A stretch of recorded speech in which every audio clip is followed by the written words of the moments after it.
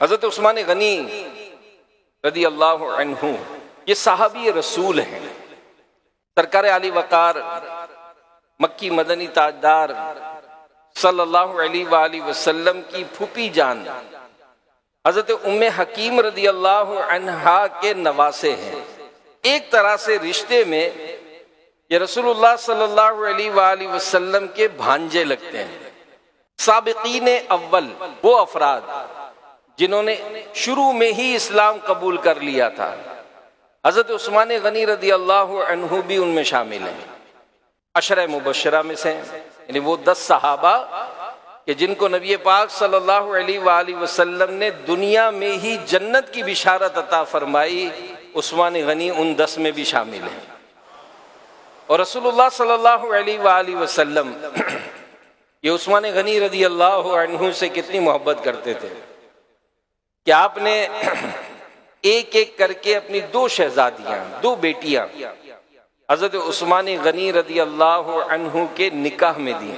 اللہ کے پیارے نبی صلی اللہ علیہ وآلہ وسلم نے فرمایا کہ اللہ پاک نے مجھے وحی فرمائی کہ میں اپنی 2 بیٹیوں کا نکاح عثمان سے کروں۔ ایک حدیث میں فرمایا اگر میری 100 بیٹیاں ہوتی ان میں سے ایک کی وفات ہوتی تو میں دوسری عثمان کے نکاح میں دیتا، اس کا انتقال ہوتا تو میں تیسری عثمان کے نکاح میں دیتا، یہاں تک کہ اپنی 100 کی 100 شہزادیاں ایک ایک کر کے عثمان کے نکاح میں دے دیتا۔ سبحان اللہ۔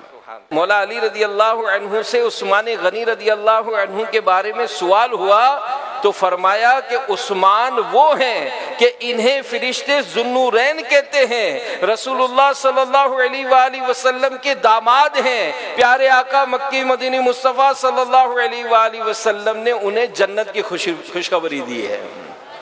اسلام کے دوسرے خلیفہ حضرت عمر فاروق اعظم رضی اللہ عنہ کی شہادت کے بعد مسلمانوں کی اکثریت کی رائے سے حضرت عثمان غنی رضی اللہ عنہ یہ خلیفہ مقرر ہوئے۔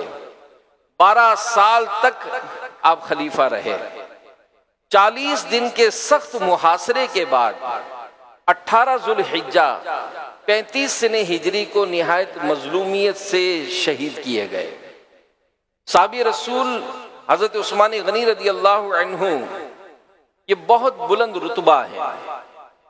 آپ کی اونچی شانوں میں سے ایک شان یہ کہ نبی پاک صلی اللہ علیہ وآلہ وسلم نے آپ کو اپنے اخلاق جیسے اعلیٰ اخلاق والا فرمایا ہے۔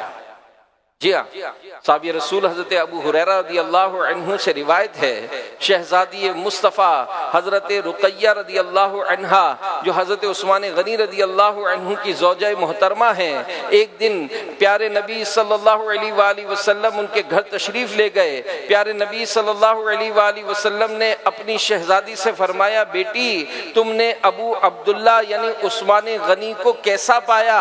عرض کیا وہ بہترین آدمی ہیں۔ فرمایا بیٹی عثمان کی عزت کیا کرو، بے شک وہ اخلاق میں مجھ سے بہت مشابہت رکھنے والے صحابی ہیں۔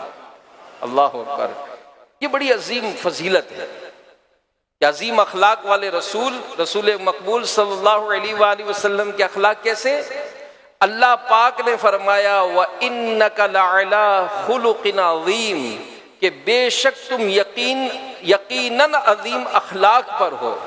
تو یہ عظیم اخلاق جو رب کریم نے اپنے محبوب نبی رسول ہاشمی صلی اللہ علیہ وآلہ وسلم کو عطا فرمائے، عثمان غنی رضی اللہ عنہ ان پاکیزہ اخلاق سے بہت بڑا حصہ پانے والے صحابی ہیں۔ کتابوں میں لکھا ہے کہ جب حضرت عثمان غنی رضی اللہ عنہ نے ایمان قبول کیا تو آپ کے چچا حکم بن ابی عاص نے آپ کو رسیوں کے ساتھ باندھ دیا اور کہا کہ جب تک تم اسلام سے پھر نہیں جاؤ گے میں تمہیں ہرگز نہیں کھولوں گا۔